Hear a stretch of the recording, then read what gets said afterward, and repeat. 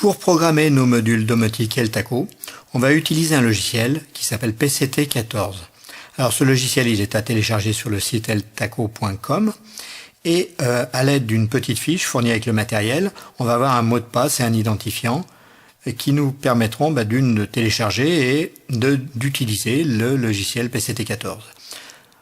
Alors on ouvre ce logiciel et on voit 4 parties dans ce logiciel. Le bandeau, comme tout logiciel, avec une touche Connect qui nous permettra à relier le module FAM14 avec le logiciel, et 3 parties en dessous qui sont la colonne de gauche, où on verra la liste du matériel une fois qu'il sera reconnu, une partie centrale où on aura toutes les indications et il faudra les compléter en fonction de ce qu'on voudra faire avec notre matériel, et une partie à droite qui nous permettra de faire l'autodétection au niveau des capteurs radio. Donc on va aller connecter d'un point de vue câble notre matériel. Voilà, le câble USB est raccordé. On a eu un petit bruit qui nous le signifie. Et on va connecter d'un point de vue logiciel. Donc le voyant passe en vert sur le logiciel, mais aussi sur le module FAM14. Alors ce module FAM14, il a 2 sélecteurs qui sont à la fois des sélecteurs et à la fois des voyants. Le sélecteur du haut sera toujours réglé dans la position 2 pendant toute la phase de paramétrage logiciel. Le sélecteur du bas restera dans la position 1, toutes les autres positions étant affectées à la reconnaissance de détecteurs cryptés pour des besoins de sécurité. On verra que les modules FSR14, eh bien, au départ, on va les positionner sur le sélecteur du haut sur la position 0, sur le sélecteur du milieu sur la position auto et celui du bas sur la position auto, de la même façon. On verra après que ces positions vont changer en fonction des besoins de reconnaissance du matériel. On va lancer dans notre colonne gauche avec un clic droit, on va aller lancer une reconnaissance du matériel et une lecture des mémoires de ce matériel qui se trouve sur le réseau.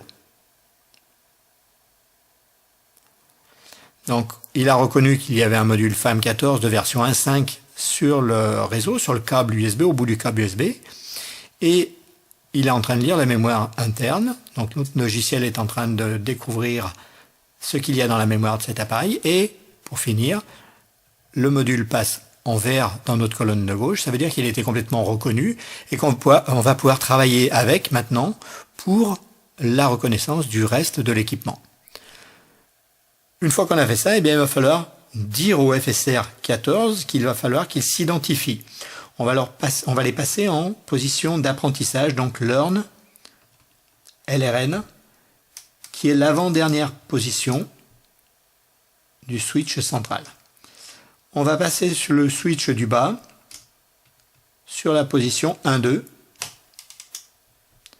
La position 1-2, c'est la 5e position en partant de la droite.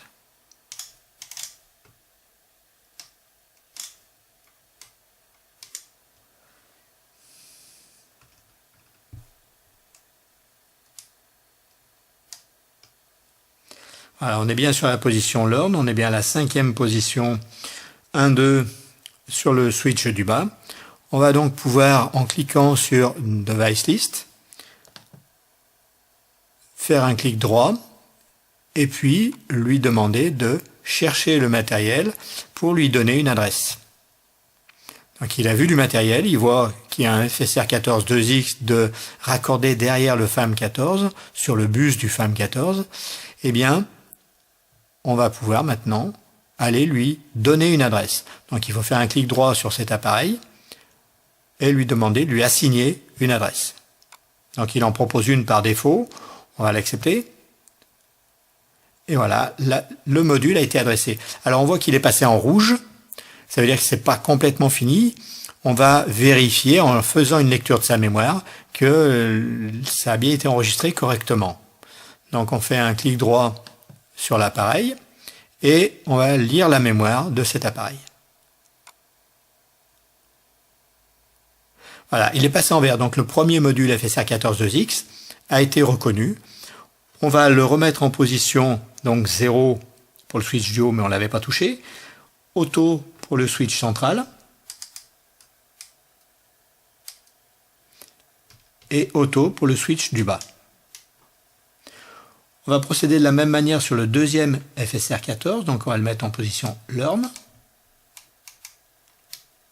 L'avant-dernière position et position 1, 2. Et là, on a nos voyants rouges qui clignotent quand ils sont en phase d'apprentissage. Et on va reproduire ce que l'on a déjà fait, c'est-à-dire qu'on va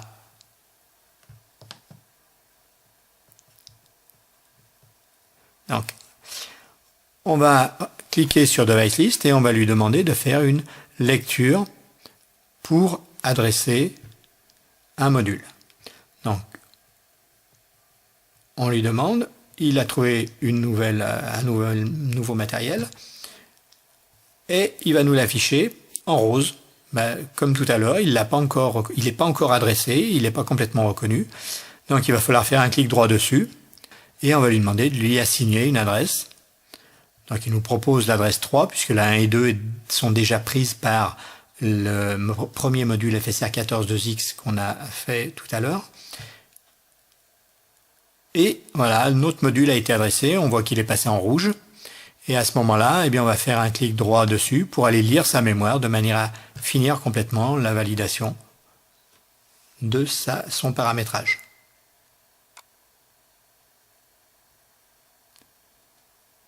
Voilà qui est fait, nos deux modules FSR14 sont maintenant reconnus. On va pouvoir passer à la phase de paramétrage, de programmation des détecteurs NOCEAN. Donc on a 3 détecteurs NOCEAN, un détecteur d'ouverture de porte, donc avec un module photoélectrique qui permet d'alimenter le transmetteur radio, et un petit aimant qui va venir en face, chaque fois que la porte s'ouvre ou se ferme, cet aimant vient en face du détecteur, et à ce moment-là, une information est transmise d'ouverture ou de fermeture, enfin de changement d'état en tout cas. On a un module de détection de présence qui fait à la fois détection de présence et luminosité, puisque ces modules au départ sont faits pour éventuellement mettre un éclairage quand on détecte une personne dans un endroit où il n'y a pas trop de lumière. Donc il y a une double fonction de détection, c'est présence et éclairage. Nous on mettra l'éclairage au maximum de manière à ce qu'on n'utilise que la fonction de détection de présence, c'est-à-dire que quel que soit l'éclairage, on fermera un contact et on signifiera comme quoi on a détecté quelqu'un. Et puis on a un détecteur de fumée. Donc ce détecteur de fumée, il est alimenté par une pile en interne et surtout, il va fonctionner comme tous les détecteurs de fumée qui sont obligatoires dans des appartements. Donc ces détecteurs, pour les faire reconnaître, en fait, ces petits aimants comme pour la porte, le petit aimant qui sert pour la porte, la détection de la porte, ou un petit aimant fourni pour le module détection de présence, vont nous permettre de les faire reconnaître automatiquement. Je vais aller dans la colonne de droite et je vais faire un clic pour sélectionner un clic droit pour sélectionner ID Detection On. Une fois que nos deux modules FSR14 ont été reconnus, ils ont chacun des adresses, donc ils vont avoir deux contacts à disposition pour réagir en fonction des détecteurs qu'on va leur assigner. Alors ces détecteurs en technologie NOCEAN, donc technologie radio, le FAM14 va recevoir les informations radio et va les transmettre sur le bus qui le relie aux deux FSR14. Donc on va voir maintenant comment identifier, comment faire reconnaître au FSR14 quel détecteur doit les solliciter, doit les faire réagir et sur quel contact ils devront appliquer la réaction qu'on aura programmée. On va pour cela faire une auto-reconnaissance où on pourrait écrire nos modules. Alors on voit que là, quand on a cliqué sur un module FSR14, on a 3 onglets, Configuration Range, ID Mapping et Opération. Donc Configuration Range, c'est pour tous les états que l'on voudrait retrouver à la mise en service après une coupure d'alimentation. Si je veux des actions sur simple clic, double clic, et puis éventuellement ce qu'on appellera des scènes en domotique, c'est-à-dire des ensembles d'actions qui doivent se dérouler à un moment donné ou sur une demande particulière. Donc là, on ne va pas s'occuper de ce premier panneau. Le dernier onglet, c'est une documentation technique, donc si on en a besoin, on pourra s'y reporter. Mais celui qui va le plus nous intéresser, c'est le ID Mapping Range, où là, on va pouvoir faire la programmation de nos détecteurs pour ce module donc, qui a été sélectionné. Et on précisera quel canal, 1 ou 2, on veut affecter. Mais avant de faire cela, on va les détecter. On va faire une autodétection sur nos capteurs. Et on va faire cette autodétection à l'aide des petits aimants qui ont été fournis avec le matériel. Donc ces petits aimants, eh bien, il faudra les passer en face d'un petit carré, d'un petit symbole carré qui est incrusté dans le plastique des détecteurs pour les deux détecteurs d'ouverture de porte et pour le détecteur de présence. Pour le détecteur de fumée, il y a un petit bouton qui est directement sur le détecteur et il faudra appuyer dessus tout simplement. Là, pour le détecteur de porte, eh bien, d'abord, je vais faire comme si j'ouvrais la porte, c'est-à-dire que je vais enlever l'aimant qui est en face du détecteur et je vais passer le petit aimant bleu en face du carré, voilà, de manière à ce que l'on trouve l'inscription, le ID Mapping Range, dans cette colonne. Alors ce ID Mapping Range, eh bien tout simplement, on peut le trouver au dos de l'appareil. On a un ID qui est écrit et il suffirait de le rentrer. On pourrait le rentrer manuellement d'ailleurs dans le logiciel. Bon, ça va quand même un petit peu plus vite de le rentrer d'un point de vue automatique. Donc une fois qu'on a fait cette reconnaissance, on va tout de suite repasser en Detection Off, de manière à ce qu'on ne soit pas bloqué dans le paramétrage. Alors la partie centrale, celle qui va nous servir maintenant, elle est divisée en deux. Un tableau avec seulement 2 lignes en haut, mais qui ne concernera que les détecteurs de présence et de luminosité. Le tableau du bas, avec beaucoup d'autres possibilités, concerne tous les autres détecteurs. Donc là, on a un détecteur d'ouverture de porte dont on a fait la connaissance, dont on a reconnu l'adresse sur le bus. Eh bien, on va aller cliquer sur cette ligne pour le paramétrer. Alors, on voit qu'on a deux possibilités, Modify Data ou Modify Description. La description, ça sera pour lui donner un nom de lieu, un nom de fonction particulière. Je vais retourner sur la colonne de droite, faire un CTRL-C.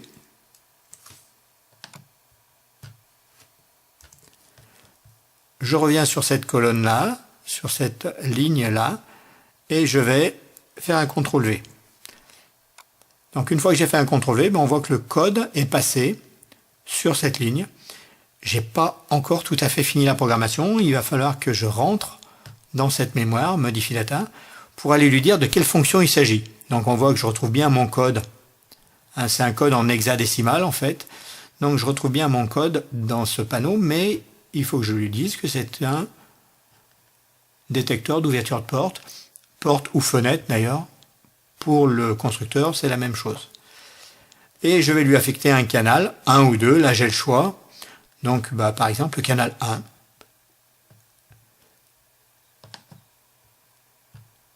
Je vais faire l'opération Add Data et transfert vers la mémoire du FSR14. Ça veut dire que là, normalement, il a reconnu mon premier capteur.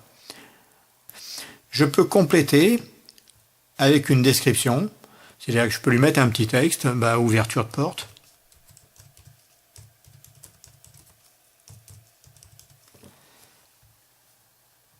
Et voilà. La description s'écrit sur mon logiciel. Alors cette description, elle ne sera pas stockée dans le FSR14, elle sera juste dans le logiciel et dans l'enregistrement de la page que j'aurai fait après ma programmation. Donc, mon premier détecteur est inscrit. Je vais aller maintenant solliciter le deuxième détecteur et je vais me remettre en Detection On. Je reprends mon aimant et je vais en face du petit carré sur le détecteur.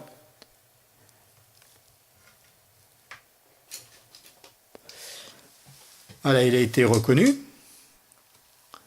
Donc, je vais pouvoir le sélectionner. Alors, il est reconnu et il est toujours écrit par le haut de la colonne. Donc, le dernier qui a été reconnu, c'est celui-ci. Je vais faire un CTRL-C. Je vais repasser en Detection Off, sinon je ne pourrai pas faire la programmation sur la ligne d'à côté. Alors il faut se rappeler que je lui ai demandé de mettre le détecteur de porte sur le canal 1, donc je ne vais pas pouvoir prendre le canal 1 ici. Donc je me mets sur cette ligne, CTRL V, et je vais rentrer pour aller un peu plus loin dans ma description. Alors le détecteur de présence et de luminosité que j'ai, c'est un FBH. Donc je vais dans la liste, je sélectionne FBH, mais je vais l'utiliser que pour la présence. Donc je vais me mettre sur cette ligne-là. Ensuite, je rajoute tout ça dans ma mémoire, j'y transfère. Mon deuxième détecteur a été paramétré et il est reconnu par mon module. Donc les deux canaux qui sont affectés au premier FSR14, eh bien ils ont chacun un détecteur qui va faire fermer un contact, qui va signifier qu'il peut lancer une action d'éclairage, d'alarme en direct. Nous, on va l'utiliser dans le cadre d'un mobilhome connecté, c'est-à-dire que ces informations vont être envoyées vers un module TC mobile qui gère les échanges radio et qui va envoyer des SMS dès qu'il aura une information qu'il aura sollicité. On va paramétrer maintenant le troisième détecteur, donc le détecteur de fumée. Eh bien, je peux le rentrer directement à la main, tout simplement en cliquant, par exemple ici, Modify Data, eh bien, il suffit que je rentre soit là dans la colonne les uns après les autres les groupes de l'identifiant, soit je vais aller de nouveau faire une autodétection.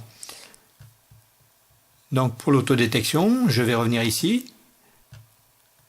Je vais d'abord fermer ce panneau. Je reviens sur cette colonne, ID Detection On, et à ce moment-là, je vais appuyer sur le petit bouton. Alors si ça ne marche pas la première fois, on refait. Voilà.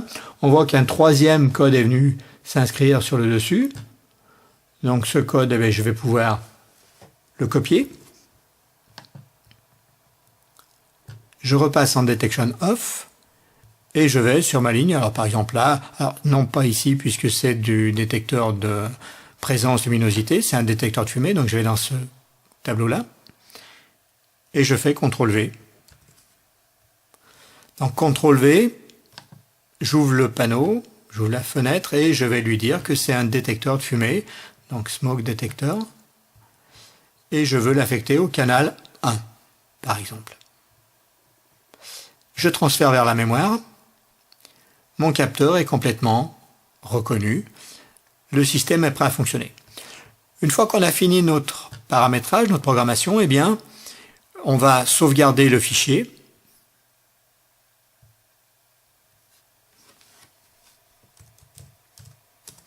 Je vais l'appeler Prog Mobilhome.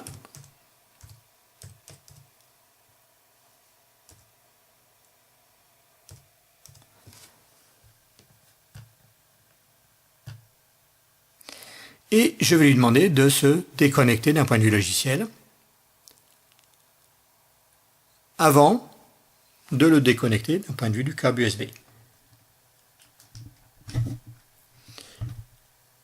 Pour faire fonctionner notre système, il faut que le câble USB soit déconnecté. Alors, rien ne pourra se faire comme échange tant qu'on aura le câble USB relié au FAM14. Donc là, maintenant, je vais pouvoir tester. Alors pour le détecteur de luminosité, le tester c'est toujours un peu compliqué parce qu'il y a une mémoire de 1 minute. Donc j'ai fait un petit cache, on va le cacher pendant un petit moment et on va surveiller. On va se rappeler qu'on l'a programmé dans le premier FSR14. Et donc du coup on va surveiller et à un moment on va voir des voyants qui vont s'allumer sur le premier FSR14 sans qu'on ait fait une autre action. En attendant, je peux solliciter mon détecteur d'ouverture de porte. Et on voit que là, il y a bien quelque chose qui se passe. Vous voyez, les voyants rouges du premier FSR14 s'activent quand je change la position de ma porte. Je vais aller détecter le deuxième FSR14 en cliquant sur le module de fumée.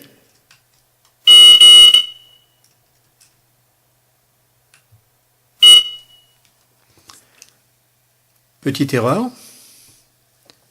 il faut repasser en auto si on veut avoir un fonctionnement correct. Sur mon dernier FSR 14, je n'étais pas repassé en position auto. Donc on voit là que dès que je sollicite le détecteur de fumée, une information est vue par ce FSR. Donc là, on peut essayer maintenant notre module détecteur de présence. Je vais essayer d'enlever le cache pour voir s'il... Voilà, on voit qu'il a détecté une présence, une lumière. On a dit qu'on avait annulé la fonction lumière, mais c'était surtout la présence puisqu'on a mis une lumière maximum. Donc là, il faut attendre 1 minute avant de pouvoir le ressolliciter. Donc détecteur de fumée, le FSR 14, le deuxième, réagit bien. Détecteur d'ouverture de porte, on a bien une réaction. On voit au passage le FAM 14 qui signale qu'il y a des échanges radio, puisqu'il y a un voyant qui passe au vert, un voyant qui se met à clignoter alors qu'il ne clignotait pas avant en rouge, celui du dessus. Donc voilà. On a fini cette programmation. Merci de votre attention.